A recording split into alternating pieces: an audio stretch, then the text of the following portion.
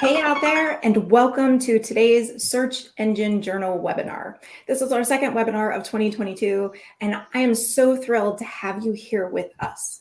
And so today's webinar is sponsored by CallRail, but they have brought a very special guest with them. And so today I am joined by Joe LaBerge of Smart BI. And today Joe is going to be sharing with us KPIs and metrics that matter for this year. So with them, they've also brought Amelia from the CallRail side, and she's going to join us for the Q&A. So just hang tight with that for that. But with today's MarTech, we know that tracking metrics is more than doable. So it's not a question of really, how to track them, but what do you track that has the most impact for your business? And today's Joe is going to educate us on measuring effective KPIs and gathering the right data to take your strategic focused action at your business. So before we get too deep into this, my name is Heather Campbell, and I'm going to be your moderator today. Joe, thanks for being with us. Before we get into some general housekeeping, tell us a little bit about yourself. Hi. Well, thanks, Heather, for presenting me like that. It's really awesome to be here today. So I am one of the partners at Smart BI. We're an awesome platform that allows, as Heather was explaining, to us to measure and be accountable for results that we bring. So I can't wait to talk with you guys today and present all of this. So yeah, I'll send it back to you, Heather. Awesome. Quick housekeeping. So for those of you who have webinared with us before, you will notice this is a different platform. And so we definitely practice and we think that we have most of the bugs worked out. But if you have any issues, please use the chat box to let us know. We know our last platform didn't have a chat box, so you all can sit there and talk amongst yourself as well. So there's a separate functionality for questions and chat. So take a minute to just get familiar with those. They're up in the right-hand side of your screen. So if during this presentation you have any questions or comments, please put them in the Q&A panel on the right side. This is also where we'll monitor the chat between attendees and launch any polls, but we don't have polls today. That's right. So just be sure to toggle for those correct panels, whatever you're trying to do out there. So as you're learning and taking any information, ask for further clarification. Chances are you're not the only one who's thinking about it. So we'll do our best to link to any resources or tools in the chat, but if we miss one, please use the question box to ask. And after this webinar today, you will receive the entire recording, so watch your inbox for that. After the webinar, please stick around for a short survey. It doesn't take any more than 3 minutes or so, but we will do a full Q&A at the end of Joe's presentation, so you want to make sure you stick around for that. And for right now, that's enough for me. So Joe, it's all yours. I'll be back at the Q&A. Thank you. Thank you so much. Well, hi, everyone. I'm super happy to get to the opportunity of talking to you. I just want to take 2 seconds to say hi to Alex. Since I'm from Canada also, I'll just say hi to you too. And it's also a way for me to tell you that, guys, that I'm looking at the chat while we're doing the presentation today. I just want to make sure that we make this the most interactive as possible. So I will be asking questions. Please don't hesitate to answer in the chat, and it'll be my pleasure to actually answer and move on from there. Actually, please do answer, because silence can be awkward. So please do answer to the questions I do bring. So let's get into it. Let's talk about metrics today. I already presented myself. I don't have this big ego where I have to do that again and look at my picture again. So let's get into it and talk about what we're going to be talking about today. So today, we will be talking about vanity metrics. What are they? How can we define them? Should we use them? How do we use them if we do? Same thing for actionable metrics. What are those? How do we use them? We'll give you an example of how to use metrics actually and go forward with calculating the results with the KPIs that you're going to establish with your digital marketing and your marketing strategy. Also, what can have an impact on KPIs. And not only that, it's like when you measure your results, sometimes they're good, sometimes they're less good. What do you do? How can you readjust it all? It's not because you didn't attain a KPI that you need to just stop a certain strategy. There's some nuance that you need to bring into that. So we'll get into that in the presentation today. So if I go forward, I just want to ask you guys a question today. What are you measuring right now? So may it be in your newsletter strategy, may it be in your SEM strategy, your SEO strategy, of course, for Search Engine Journal today. So SEO strategy. What do you guys like to measure, and what do you guys think is important to measure right now in your marketing strategy? Anybody? So I can give you a couple ideas, right? So when we're measuring, we're probably going to be measuring elements like how many people visited our website, how many, yes, cost per leads, cost per acquisition. Thank you, Haley. Those are awesome ideas. How many clicks? Kevin has no idea. That's good. That's why you're here today. I'll help you with that. Conversions, phone calls, cost per leads again, a lot of click-through rates, the CTR. I don't know if you noticed, there's a lot of acronyms to everything that has to do with the web. So these are all awesome, awesome ideas. ROAS, so return on ad investment, all those elements are really important to measure. But you need to make sure that you take the time to reflect on that strategy and what you're measuring. So in all of these different elements that we talked about, what does anybody know what vanity metrics are? I can get into that, but what vanity metrics are are metrics that are there to justify a job that you've done. What does vanity mean? It means that you're talking about yourself. You're making yourself look good, right? So vanity metrics is actually a thing.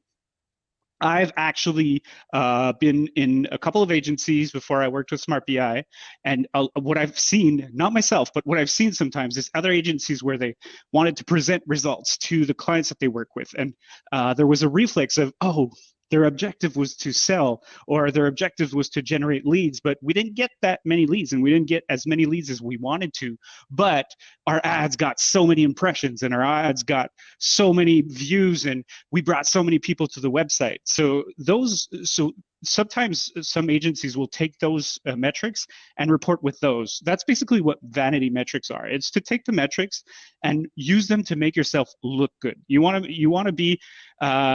look good. You want people to be impressed by what you've done in terms of job, but of work. But what you want to make sure is that you're actually doing the right work, right? You need to take time of thinking of your business objectives and have metrics in that fashion, not just vanity metrics to show that you did a good job, because maybe to you, you seem to have had a good job, but if you took the time to really think about the main business objectives, maybe you don't. So that's where we get into actionable metrics. So actionable metrics are actually something that will allow you to take action after you've measured the KPIs. So KPIs being key performance indexes. It's a way of measuring results. For those who didn't know, I'll just explain that. So easily, when you want to go with actionable metrics, you want to take the time of actually thinking, what has a real impact on the objectives of my business?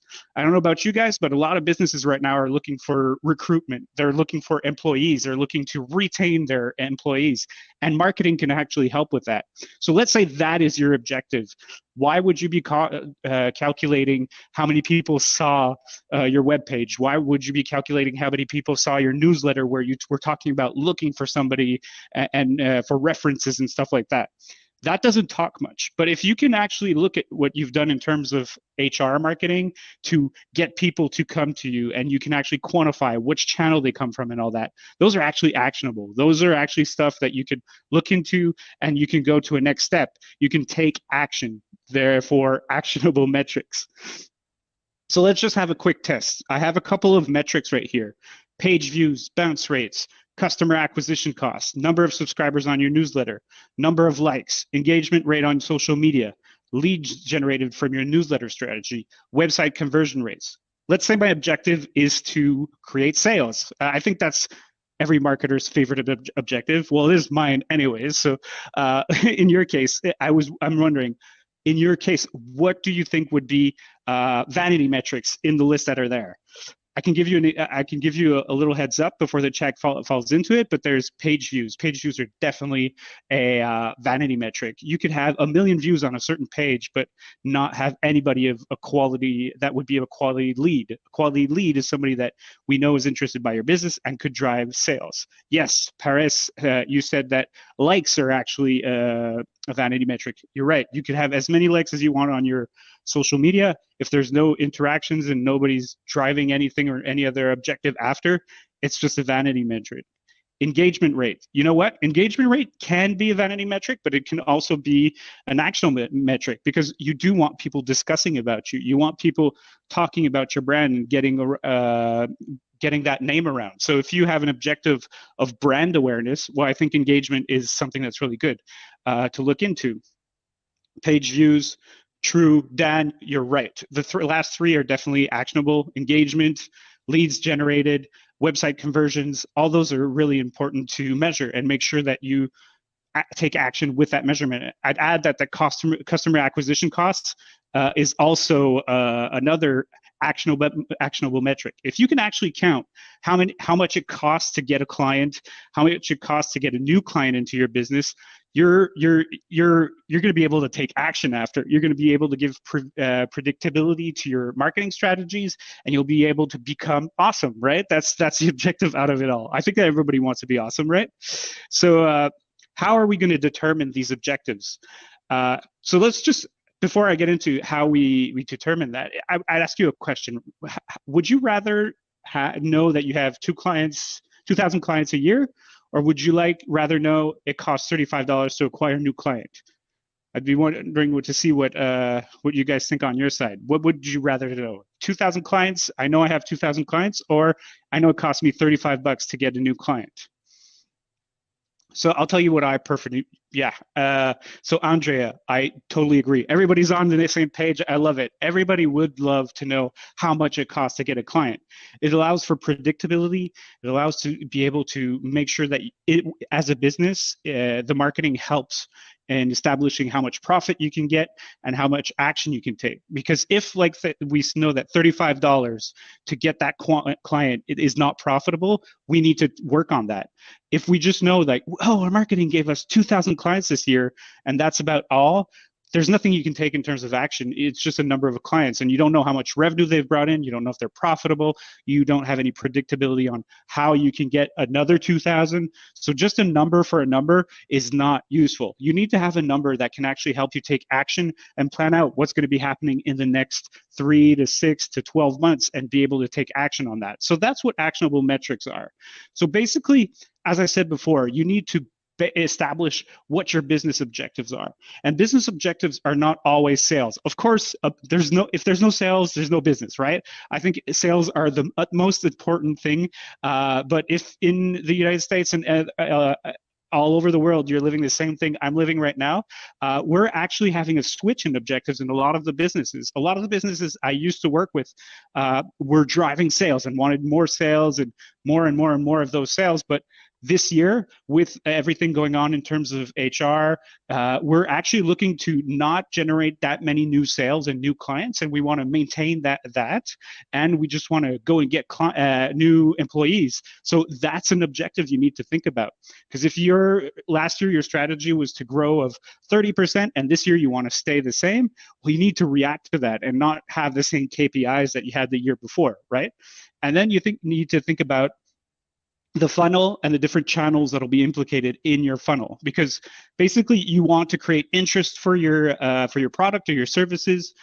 You want somebody to come and see you and then convert them to become a potential or a qualified client and then close them eventually. And of course, once they're a client, don't forget to work on that delight, make them happy and engage them in everything. So through that whole process, there's different channels that you need to work on for the different clients that you're looking to. If you're looking for clients, or different employees you're looking to, if you're looking for HR realities. There's even objectives that could be in terms of stimulating clients that you already have. It doesn't always have to be client acquisition. It can also be, how can I stimulate the clients that I have right now? How can I make them buy more of my products or more of my services?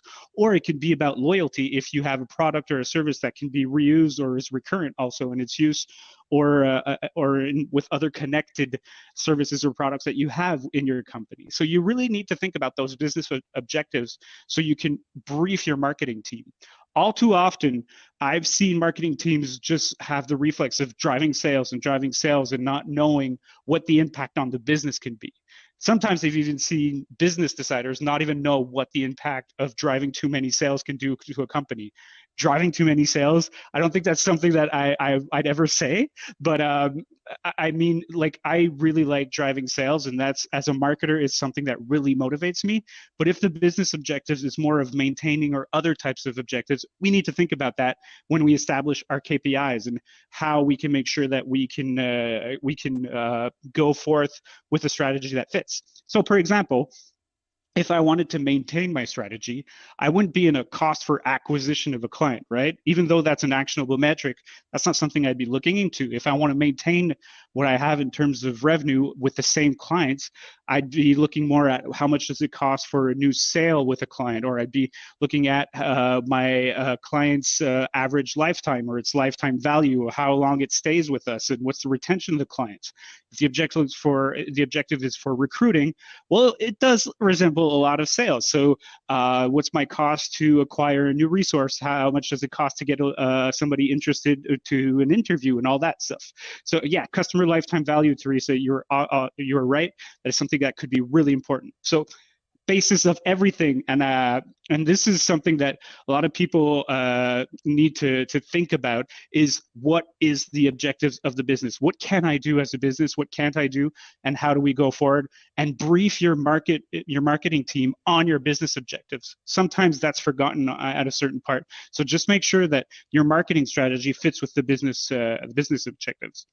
So as I said, there's the channels that are associated to all the different elements of the funnel. So if I want to create some recurrent sales, I won't be going maybe on SEM campaigns. I won't be going on Google Ads campaigns like or banner ads or Facebook ads. Maybe I'll be more on a newsletter strategy or a content strategy to maintain those clients and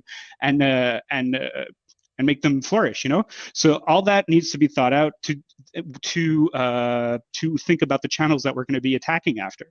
Then you must allow yourself to act upon your strategy. You might have to make sure that what you thought out and what you think is going to work, you have to act on that and make sure that you do what you think is going to work. A lot of times we just go and try one thing and it doesn't work, and we may be abandoned too quickly. So don't continue working. Then validate the quality of what you're measuring also. Make sure that what you're measuring is of quality and will make sense. And it also make sure in the acting part that whatever you are measuring and what the metrics are and what the KPIs are stuff that you can act upon. So for example, if we get back to the newsletter strategy, if you, I don't know, are looking at how many people are in your newsletter list, how many people are in the newsletter list isn't really that important. What you really want to know is how much people were driven to your important channels for conversion or for sales or for recruitment or whatever it is. That's something that you really want to look into. So that's really, really important to think about. Like, can I act upon this? And if I can act upon, as we might notice sometimes, we forget that like data is really, really fun. Like everybody loves to measure stuff. Everybody likes looking at graphs. Everybody likes to know what they're measuring and how they can act upon that. But measuring too much is like too little. So you have to make sure that what you are measuring, because it asks effort, and effort is time, and time is money. So make sure that you are measuring the right things at the right time, and making sure that your strategy fits with the rest of it. And so yeah, that's how I would go forward with how to establish your KPIs. So all that said, it's a lot of theoretical stuff. So let's get into something more practical. Here's an example of how we can actually put KPIs in place and measure something efficiently. Sorry, my mouth is dry. So calls. Calls are a channel. I think that we can measure calls, but we can measure them in so many ways, and they are so important. Why am I choosing calls?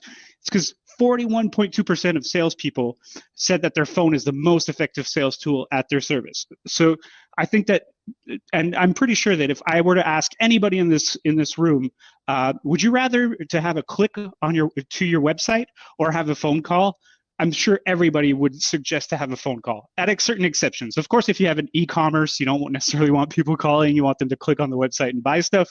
But in general, if you have a B2B company, most of the time what you're going to want is get a phone call, right? So it's really important to look into that specific channel. So first of all, if we want to have KPIs for a call, we need to implement call tracking. So first of all, is call tracking that hard? No, it's not hard. And actually, it's really a trustworthy and valuable channel, the call that's there. But not only that, it's that it doesn't ask for any major technological change on your side. There's actually tools as CallRail that allow you to generate phone numbers for specific channels. So you can actually get some data that is segregated or in silos based on the different channels that you are working on. So per example, you could create a phone number specific for offline and online campaigns that you're doing in your marketing.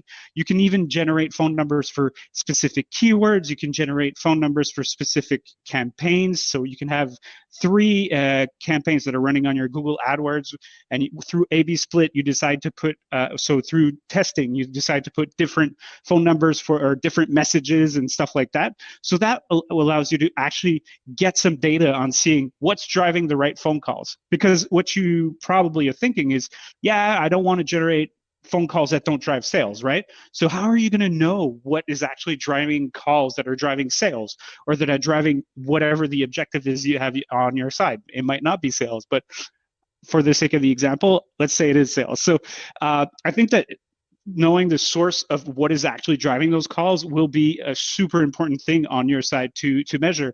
And there's awesome tools that allow you to do that. It'll also allow you to do some final attribution and even sometimes mix between channels. If you launch a newsletter strategy with a specific phone number and drive people to call you from the newsletter, well, you'll know that and it drives sales, and it was like that final channel that the person used to actually sell, actually close with you guys. Well, you can know that the newsletter drove the phone call that drove the sale. So that's really interesting to also know. And there's also other types of ways of generating these phone numbers, getting data on how people are actually coming to your to your different channels, and then it helps you measure your return on investment. If you spent a certain amount of money on different channels and they're all driving to call, well, that's really interesting, because if you can have a different phone number for each of them, you can have different reporting for each of them, and there's a nice opportunity there where before, what we used to call traditional media, so like TV, newspapers, and banners on the streets and stuff like that, it was hard to measure what the result was on those. So if you were to generate a phone number for all of these channels for a specific period of time, you could actually quantify how much calls were driven by which of these channels. So that's really interesting also. So that's a really good example of a way that we can actually track and have some KPIs are established to a specific channel. So if we get into the specific KPIs, like what are we going to be measuring on this specific channel, on the calls? So number of calls. So number of calls to me are a little bit kind of when you are measuring how many people are visiting your webpage. Is it important? Yeah, you do want the phone to ring, right? Nobody wants the phone to be dead silent, but a high volume of calls does not mean a high volume of sales or a high volume of new employees, depending on your objectives again. But a high volume of calls does augment the possibility of those objectives, right? Just a little anecdote. I worked for a company called Reptile, and we used to get calls for people, and we were a marketing agency, and we used to get calls from people that were asking about their aquariums and stuff like that. So not all calls are really of quality. You need to make sure that what you're generating in terms of calls are efficient. So number of calls to me are a vanity metric. It's not necessarily about quantifying how many calls, but it's about drilling down in those KPIs and knowing which calls were driven from where and drove the objective I am running after. So other things that you can measure and that are available on different platforms, especially on CallRail, there's new and returning callers. So if you're on a recurring objective and you want your clients to actually buy more, returning calls could be a metric that's interesting to look into. Call length. We're not a call center, right? Well, depending on what you do, of course. You don't necessarily want the calls to be as short as possible. Actually, a combination of a lot of different elements could help you establish also call relevancy. Like, are the calls that we're getting relevant? You want to look at how much time your reps are passing on the phone, how many have they answered, how many have they missed, and what's the content of those, what's the region also. Let's say you are not marketing in the US, or you're not marketing in Canada, and then all of a sudden you're getting all sorts of calls from Canada and you realize that they're not driving sales and it's not quality calls. Well, this is something that could help and calculate in the relevancy of the calls.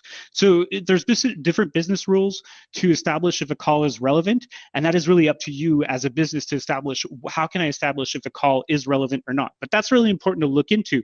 I think that's one of the most important things to look into, because if we were to drive as many calls as we want, make sure that those calls are relevant, right?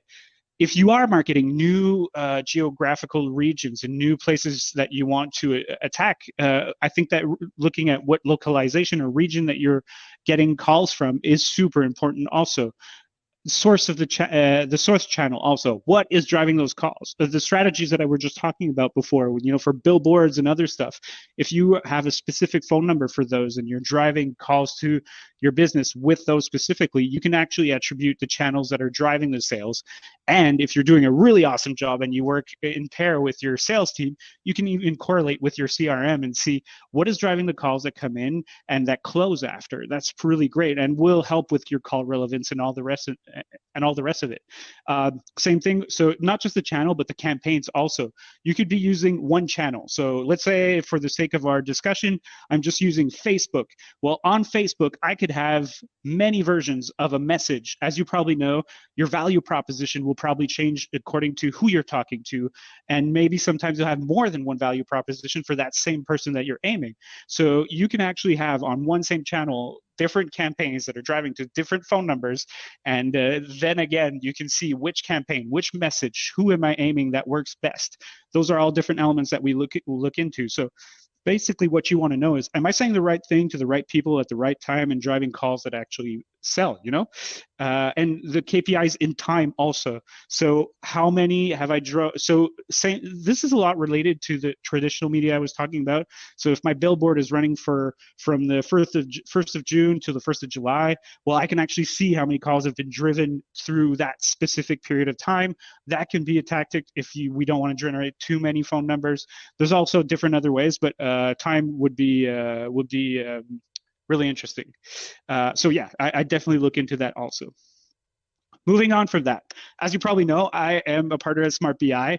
We actually have a dashboard that helps measure all these KPIs for, especially if you're, well, actually, if you are with CallRail. So I won't get into it. I don't want to make too much of a shameless plug, but you guys need to check it out, smartbi.ca. We have awesome dashboards such as this one that could actually measure all the different elements that I was talking about before. And if ever you're interested, I'd be more than happy to give you a demo, or anybody or one of my colleagues on my team. So that would be really great if you guys contact us. So what has an impact also in your KPIs? What will affect the results that you're going to be getting with your KPIs? Because it's not just about what you're measuring. You have to interpret that data. You have to take time to look at it, analyze it, and make sure that you know how to take action with it after.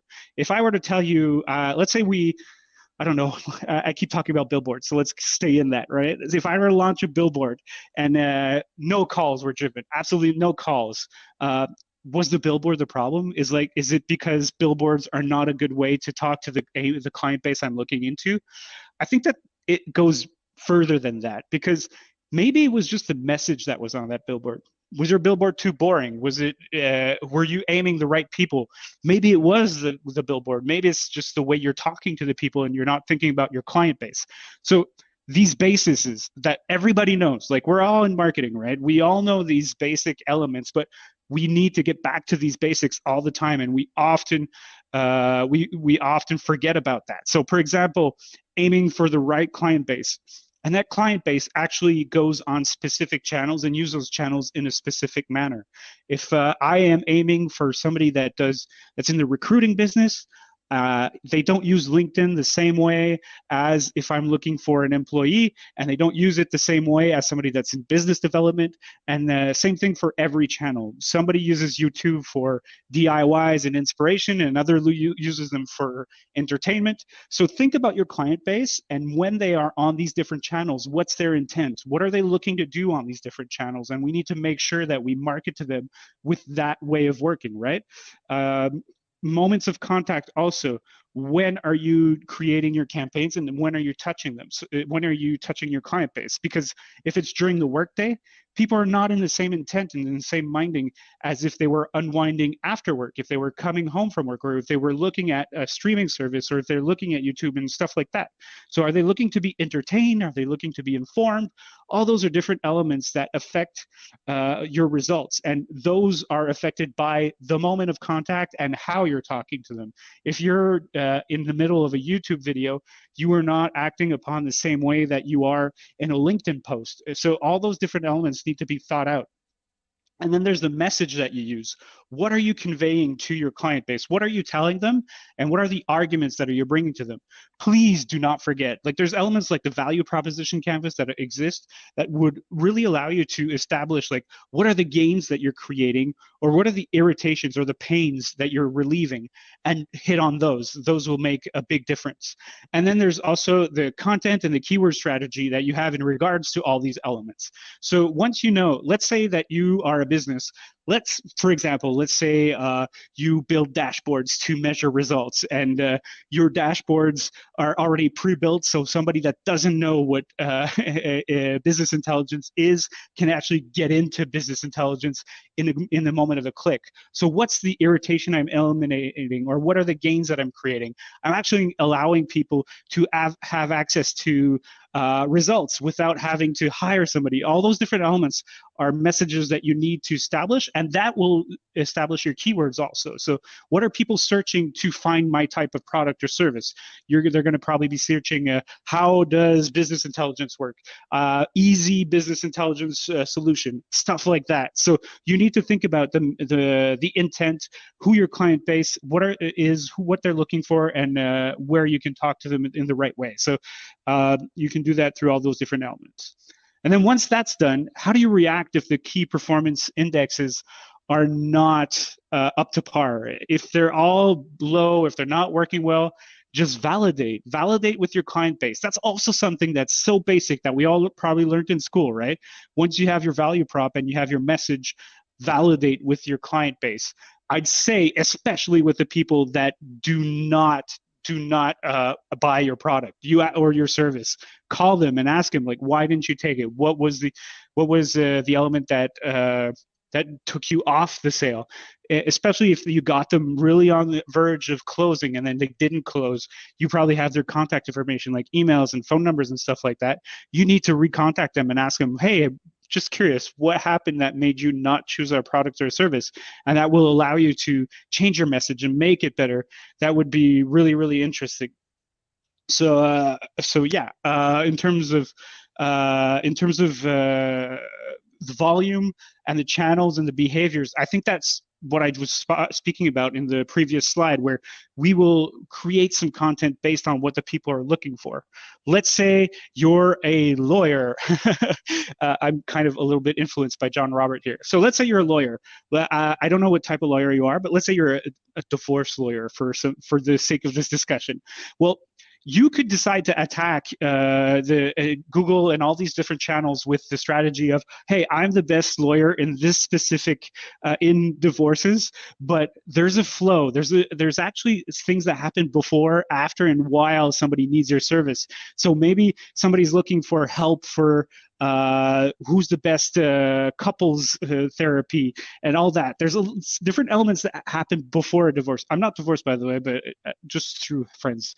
So there's couples therapy before. So maybe you as a lawyer, you could actually create content and some ads of, hey, I have a list of the 10 best people that are there for couples therapy. And that way, when they do get to that divorce part of things, they think about you because you were there holding their hand with even a good interest at heart of offering them therapy. So it's stuff like that. Like, think of your client and what's their journey before they get into buying your stuff, and then what do they do after? Because that also is something that you need to do and make sure that you answer eventually. So those are all elements that will affect your KPIs, and that you need to take your KPIs and your index performances and see if they're working. See, it's like when you get your report card. If you get an F in French, it means that you need to work on French. It doesn't mean, oh, well, French is not good and I'm not doing it ever again. So it's kind of the same way with KPIs. KPIs do not mean, oh, well, it's not working on my Google Ads, or my calls that I'm driving are not working well. It doesn't mean like, oh, well, we need to switch that off. It just means you're not doing that well right now. And it might be something that you need to switch off. But first, you need to analyze and make sure that you do it the right way. So validating that market, as I said before, is really important.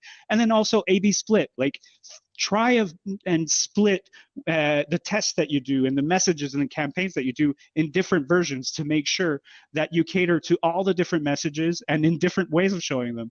What's the tone that you're bringing to the people? One might be funny, one might be very serious and professional, one might be even like really out of the box and completely crazy, and you'll see which one fits your market and how you can make sure that you can drive those sales. So don't forget, like, KPIs are really important to follow, but if you're not failing, you're not trying. So that's all I wanted to cover today.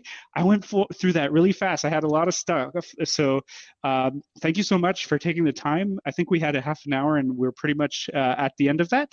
So Heather, I guess I'll send you the ball for the Q&A. Awesome. That was great stuff, Joe. Thanks. And I want to say that I am so excited to see the chat, like the interaction, the engagement, people answering other people's questions. Amelia, somebody in there is answering questions on behalf of CallRail. I don't know if you were looking at that, but they're already using it. And so they were answering questions that other people were asking.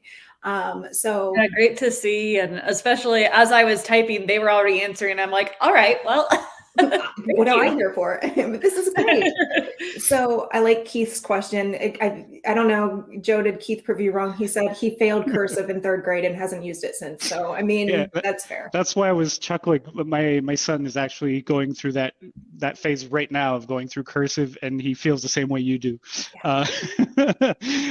That's a good point. I don't use cursive in my everyday life, and I guess that's an exception to the rule, like the exception that proves the rule. Awesome. Well, we definitely have a couple questions, and what I would love to see is some more questions in there. So the first one is from Isaac. Isaac says, if I don't have any historical data, how can I define a KPI for a brand new company? Yeah, that's a super good question. So most of the time, that's what happens is you don't, like when you're starting out, you don't have any data to start with. So you just have to try out. And like the bad news is you're probably going to have like cost for acquisitions and stuff like that that are going to be a little bit higher. But the good news is you have an awesome playground to play with because you have no data to base yourself on, except maybe like looking at different studies, because there are studies that are available and different platforms that exist like VV data and stuff like that that do give you some data on the type of client that you want to get. Validating with your client base is also something that's important. So you probably know who your clients are, right? So if you're, for example, aiming the director of operations in a big company, well, you know who that specific person is. You know what makes them irk. You know what they need in a day. So I'd actually take the time to call some of your potential clients, and just be transparent with them and ask them, hey, I have a couple of questions based on these different messages. I'd like to hear what you think about them. And that would help you after to get a head start on it. And yeah, but after, don't forget to keep the data and measure though, because that'll help you like start from a certain cost for acquisition or recruitment or whatever the objective is and bring it down as much as possible. Yeah, absolutely agree on that. And I think it's important at the outset to just define what you do have and what you don't have, because often when you actually write it down, what you do have is a little bit more than you think you have, especially if you already have a pricing structure set up. Being able to define what the per cap is going to be, what the cost of acquisition could be based on that, and also what ARPU could be. So like a lot of things that you could do depending on industry with that. Also looking at industry benchmarks to try to really zero in on the crosshairs of where you could be. So a lot a lot that you might have that you don't think that you have in that data I have column. And then a lot of questions, like Joe said, talking to some clients, getting some firsthand market research that can really help you. Amelia, you're so right. We forget sometimes how much data we have. Like if you have a business, you probably have much more data than you think. Just in your accounting, for example, system, you have all the lists of your clients. So you can probably know like the size of your clients and what type of position the people have in your that are your clients. And so you probably have more data than you think. So maybe that's the first step. Like, as you said, Amelia, like taking the time of thinking, what do I have and what can I use? Great. So let's see. So we got a question from Andrea. She's asking, so there's two questions I'm going to throw your way, Amelia. Andrea is asking if CallRail integrates with Salesforce. But then Haley is asking, what is the best practice for using CallRail to send conversion data back to Google Ads? So two things maybe we can touch on there. Yeah, absolutely. And to answer Andrea's question, yes, there is a Salesforce integration as well as a HubSpot one. In terms of sending conversion data back to Google Ads, it's a really good question. So there is a mechanism, I believe, for us to send conversion data back to Google Ads. I think that I would have to know a little bit more about your specific circumstances to answer that in detail, and happy to get in touch with you after the webinar, Haley, to figure out your exact setup with that. All right. Perfect. Okay, so question from, let's see, Jamil says, how should we measure KPIs for social media channels and SEO and website? So looking at those kind of separately. Yeah, so that's a loaded question. I think we could talk about that, like just that for the whole afternoon. So for social media, again, I know that I sound like a broken record, but you just need to know your objectives. Like if brand awareness is something that you need to establish because you're a non-known brand and you just want to get your name out there, impressions and views can be important. I am mostly sure that most business owners want sales more than just recognition.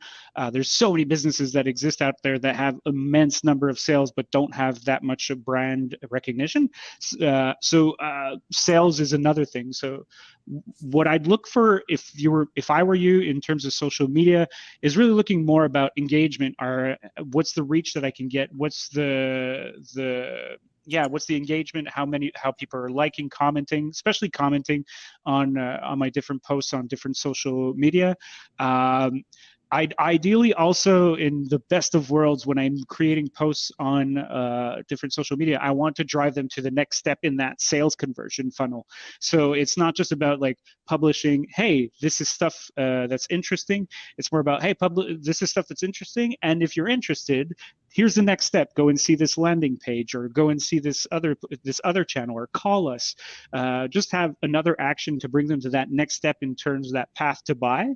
And then I'd also measure that. So out of the different posts that I've done, how many have driven the user to a second step? And you can also often get that out of the sources like on AdWords and other channels like that. In terms of SEO, same thing. Like what keywords are out there that are actually not too high in terms of competition, that are bringing enough traffic to the website, and that's qualified traffic. So it's all about the journey, right? So what are sources of traffic in terms of keywords with my SEO or long tail keywords that are driving traffic to the website or landing pages or whatever you have out there, and that are actually driving sales or driving recruiting or whatever the objective is on that side. Hope that answers well. Perfect. All right. So let me get back to our webinar cues. So one of the questions came in from Teresa. She's in B2B. Which CRM do you recommend for companies that are setting up their first CRM and to start having historical KPIs? So there are so many awesome CRMs out there, and I've tried many of them. What? Sorry? Oh, I was going to say that is such a loaded question because it's like, I know, believe me, I thought the same thing. Yeah, I'm just like, okay, like what is your industry? What is your size? My background is in CRM. So like, I just nerded out a little bit, and sorry to talk over you, Joe. No, that's okay. That's perfect. I was actually just going to say that there's so many good ones out there, and exactly what you said. It depends on in terms of how many people you have in your sales team. It depends on what you're looking for in terms of functionality, like I don't know, automation, email automation or message automation. Do you want a live chat in it? Do you want persistence of data across all channels? So there's a lot of different CRMs that exist and that offer a lot of different advantages or disadvantages. So I'm not really comfortable with naming one, but I can tell you that I've actually used with success in the past Pipedrive, HubSpot. I've used also a Sugar CRM and Capsule also, which was another. And they were all different. None of them were bad. None of them were the best ever for certain specific reasons. It really depends on what you need. So I wish I had that magic answer for you, but I don't. You'll have to do some research on that side. Yeah, I mean, honestly, I think one of the most powerful places to start is in like getting industry specific, talking to others in your industry. If your industry is super competitive, then looking up to like trade organizations that like represent your entire industry, see who's sponsoring things, see who is really speaking out and being visible in that space of the CRM systems, because a lot of times like they are out there talking about data and data specific to your industry. I think that's a great place to start, because for certain industries, it is like legal, for example, like there are specific CRMs that are built specific for legal, where if you go with some of the other like more general purpose CRMs, you're going to have more custom solutions. Now, that's not necessarily a bad thing, depending on like what your business model is within that industry. But there are some that you can just use right out of the box without like a ton of plugins and customizations. And it will make it much, much easier to track your KPIs, because the KPIs are like all the same for your type of business. Yeah, I think that's the basis though. Like, in terms of CRMs, just make sure that the data is there and that you can have some reporting in it. And there's also like customization of reports and everything. I think that's key to having a good CRM. I would agree with all of that. And so while we didn't, Teresa, we weren't able to just say, here's the CRM you should use. I think that's a lot of good background for you to go out and do some research. So Bill asks, so this would be specific to CallRail, Amelia, what data transmission connections are needed to track inbound calls? Data transmission connections. I read that as integrations with CallRail. Is there anything that they need to do? Or maybe this is, and Bill, if you're still with us and you want to clarify, maybe this is how, what do they have to do to set up like call tracking with their, phone provider? Is there anything specific that they need to do? Yeah, really nothing specific. We walk you through the setup. The setup is super quick. I've done it myself, just like with my cell phone, as though I were like a small business owner. And so you just enter your phone number, and those calls are going to be tracked through the CallRail system. So nothing special, unless there is like something that you're using like layered on top of that, like an integration. We have an extensive integrations library. So it is super quick and easy to set up. And I know like I'm saying that as a representative of CallRail, so of course I'm going to say it, but I have done it and it is super duper easy, like 5-10 minutes tops for the basic. And then you can get as detailed and advanced as you want to get. So yes, Bill, by all means, give a shout if that is not what you meant by that. So Mary asks the question, and I know that this is another kind of loaded type of question. It depends on the industry, it depends on B2B, B2C, all of that jazz. But Mary wants to know, how do you determine which KPIs to use? Oh, I love that one. I love that one. I don't know what you would say, Joe, and really curious to get your opinion, but like I always like to just start at the top with revenue and then slice and dice from there. Like what is driving shortfalls in revenue? What is driving growth in revenue? And then focus on like 3 to 5 from there. So that's my top line. Yeah, I agree with the 3 to 5. As I said before, like data is kind of like a drug. You can get hooked on it, and you can start looking at so many metrics and then get lost in it. So I do think keeping a short number of KPIs is something that's really important. And I like what you said about starting with the revenue and then going backwards. I think the whole path needs to be looked into. So just making sure that, okay, so what drives revenue and which channel comes from, and then looking what can be actionable from each of those different channels. And if it means attacking one channel at a time, I mean, that's okay. And the goal is not to necessarily bite off more than you can chew. So take the time of looking at each of the channels that you use in your marketing and in your sales process, and see what's really important to measure in each step. And as I said, ask yourself, like, what can I do with this number after? If you don't know what you can do with it, etch that out. That doesn't need to be measured. If you know what you can do and what it can have in terms of impact with your main objectives, then keep it. So that's how I do it. Awesome. So Maniac has asked, and I think that this is a good question because we're talking about KPIs and tracking and everything, but asking analytics or CRM, which do you recommend prioritizing for analyzing your KPIs? So if you have multiple sources, bringing in metrics, how do you prioritize what's important? So yeah, that's a good question. I'd personally like to quantify anything on the CRM or RM side, because no sales, no business, right? So we want to know what drives revenue, and I would definitely prioritize that part of things. That said, once you're mature enough as a business to have a marketing strategy in place, you need to measure everything. You need to measure everything you do, and there's no excuse. Like especially today, with integrations and interoperability between different systems, there's no excuse that you can't follow the path at which you're putting in place and you can't measure it. Like tools like Zapier and other stuff like that, and APIs that are in with every system that exists now. Like if you have a CRM that doesn't have an API, or you have a system that doesn't have an API, I maybe question that, because access to all that information is really, really important, because it's worth its weight in gold after. So yeah, that's what I'd answer to that. Yeah, absolutely. And I'm not sure if this answers your question directly, but I'd say too that I love a good dashboard.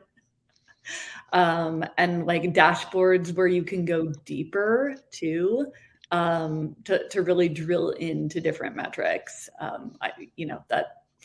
It seems like it's sort of the lifeblood of data. And like, as I'm saying it aloud, I'm like, that sounds like really obvious, but like sometimes a good dashboard is hard to find too, right? Totally. I like the segue, and I should have thought about it, right? Smart BI. But so I think what I'd add on to what you just said is, like, I always like to take the example of a car.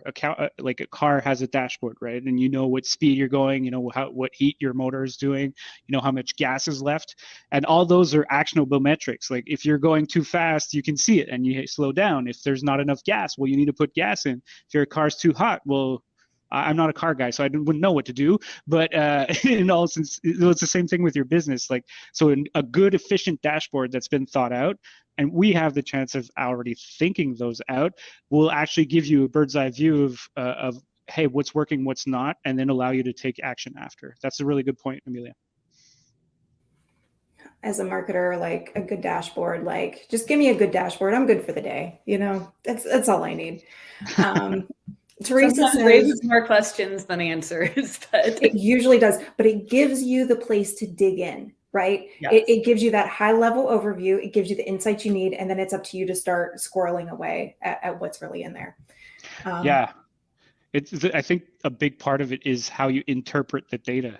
You can give the same dashboard to two people and they can interpret what the results different ways, and bring awesome solutions also in different ways. So, but they are at least based on data. They're not based on an intuition or thin air, right?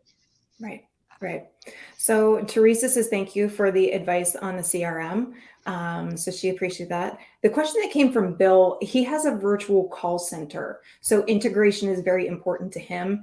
So that's what he was looking at when he asked his question. So just a little bit background there. So we got a few more minutes. Let's see if we can get through maybe another question or two. This is a good one from Keith. And, shameless plug, Keith, we just put out an SEO trends ebook, and I really think it would be good for you. But let's see what our panel here thinks about this. So what do you think are the best KPIs to be measuring for SEO this year? He's leaning away from previous KPIs of just keyword rankings and organic traffic to more actual engagement metrics, such as conversion rate, scroll depth, taking actions on the site. So would love to hear your thoughts on that. So what are the best KPIs to be measuring for SEO this year? Yeah, I think you named a couple of them right there. Like, what's the conversion rates? What type of quality traffic you're bringing? Also, what are what are the first pages that are the journey on the web page itself? Like landing pages are often driven by SEM, but if you can even drive them by SEO, that's really awesome also. But I think it comes to the basis of like how much.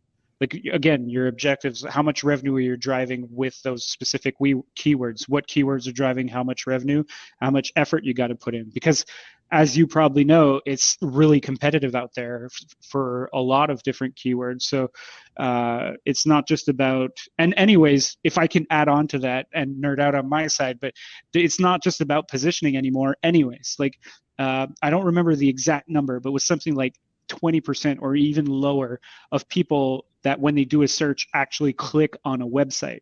With Google's different tidbits that are embeds and all that are in place, so those zero position that you can call contents like a map or a video that's in Google itself and all that, sometimes people get answers to their questions without even visiting your website. So I'd actually even start working on that in proactiveness of seeing how many times have I been in the first results and people have not clicked on the website, because that's also data that you can get and work on that. The same way you would with an ad, like how many times has my ad been shown to people and people haven't been clicking on it. Same thing with your web page, and you can actually get that data and act upon that. I think that's something that's really important this year also. I would agree with that. All right. Well, gang, I think that we have exhausted most of the questions. And so we'll take just these last couple minutes. I want to give each of you a chance to let the people know where to find you. So Joe, we'll let you go first, then Amelia. I want you to chime in with where they can find you and how they can get in touch with CallRail. Awesome. So thanks so much again for allowing me to be here today. So smartbi.ca is our website. If you're looking for a solution with different dashboards that you don't need to think about, they're actually pre-built and all there, and just have to subscribe and have your dashboards for your different channels. We're the solution for you. You can get me on LinkedIn or on smartbi.ca. And yeah, that's pretty much it. Or if you're in Quebec, you can maybe watch TV and see me there too. Absolutely. And yeah, feel free, please, to hit me up on LinkedIn. I love connecting with folks on LinkedIn. Callrail.com. Please, if you've ever asked yourself, hey, where are my leads coming from? Or have clients that are asking that question. If you're an agency, please look into call tracking. We would love to chat with you. You can get a hold of me again through LinkedIn or analytics@callrail.com. I'm on that distro list, and I'm happy to follow up with any and all questions that you might have. But really honored to chat with you. And thanks so much to Joe for sharing his knowledge with us. This was amazing. Yeah, it was. I would agree.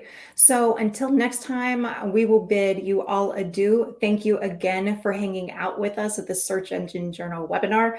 Again, if you got a few minutes, stay for that survey. It helps us make these webinars better for you all. With that, happy Wednesday. Everybody have a good rest of your week. Bye.